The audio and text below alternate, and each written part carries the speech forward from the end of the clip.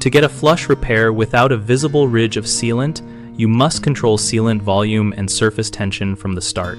First, select a semi-self-leveling silicone or hybrid sealant labeled for horizontal joints, because these flow enough to self-smooth while still giving you working time.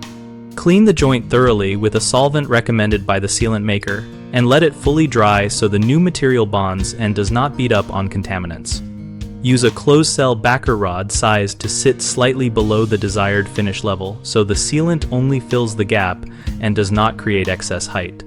Cut the nozzle at a small angle and start with a thinner bead.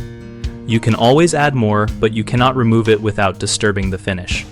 Tool the bead immediately after extruding while the product is still tacky, using a wetted spatula or a rounded plastic tool dragged in one smooth pass to encourage flow and flattening. If the sealant still leaves a slight ridge after curing, sand a flexible overlay or thin matching filler lightly and feather the edge. Then clean and touch up with a thin skim of compatible sealant to blend color and gloss. Common problems are putting too much material in the joint, which leaves a raised ridge, using a non-compatible sealant that shrinks or beads up, and tooling after skin has formed so you smear rather than smooth. For excess material, remove down to the backer rod and reapply less, or cut and peel away the ridge while the sealant is still uncured, then retool. If the product separates or beads, clean the surfaces and switch to a manufacturer-recommended primer and a compatible sealant type.